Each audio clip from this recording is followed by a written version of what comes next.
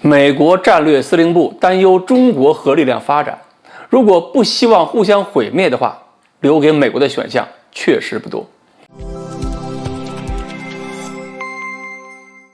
各位网友，大家好，我是刘小飞。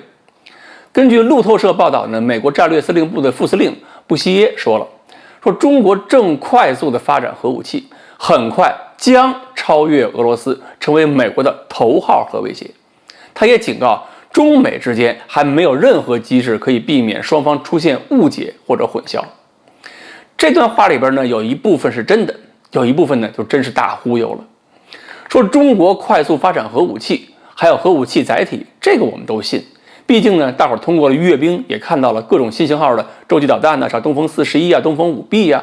还有核长兼备的中远程导弹，比如东风26，甚至东风17。当然了，东风17我们说是常规导弹，不是核导弹，在我们看来，它就是一个入门级的高超音速导弹。而美国人觉得东风17也能装核弹头，也算是核弹。所以在美国看来，东风17也是核力量的快速发展。至于他说的中国的威胁将超越俄罗斯目前构成的威胁，这不单单取决于北京的核弹头数量，也取决于核弹头的实战部署。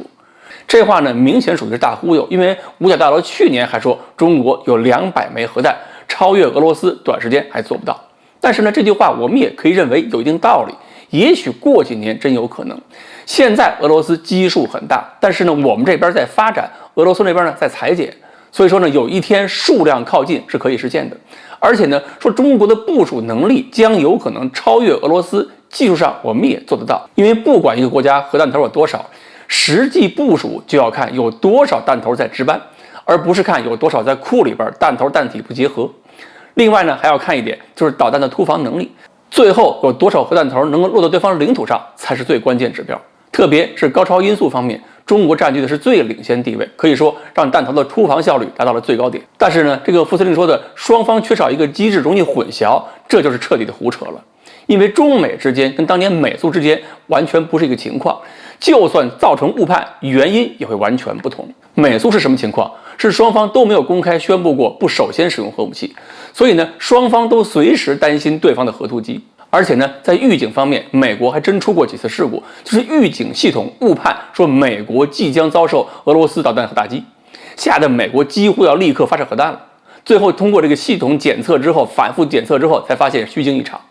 所以呢，后边美国就有讨论，原来是希望对方导弹一升空就马上核反击，后来琢磨是不是等一等，等弹头落地爆炸再看看是不是核弹，然后再决定是不是发射导弹。所以呢，这就是在途核反击跟落地核反击当时就有争议。而面对中国呢，根本就没有这个问题，中国已经明确表示了不会主动使用核武器，所以美国不用核武器就根本不用担心中国先打出来。反过来讲，美国最应该担心的是，如果自己导弹飞出来，中国误判了，把常规导弹当成核弹头了，那怎么办？如果这时候中国发射了核武器，你美国受得了受不了？所以现在美国也希望跟中国形成一个沟通机制，要求避免误判。那么最好的避免误判的办法，其实不是要建立什么热线电话，而是美国真心实意的宣布不对中国首先使用核武器。美国也必须明白，如果这个承诺不真实，不被中国所信任，那么真正发生误判的时候，倒霉的可不仅仅是中国了。所以呢，前段时间传出消息说，拜登可能宣布美国不首先使用核武器。说到底，这也不是美国人突发善心，而是中国的核力量逐渐发展，与美国、俄罗斯一起取得一个战略均衡之后，这是一个必然的结果。好，关于美国战略部队应该如何正确对待中国核力量的发展，我们今天呢就说到这里，欢迎大家继续关注我们的栏目，我们下期再见。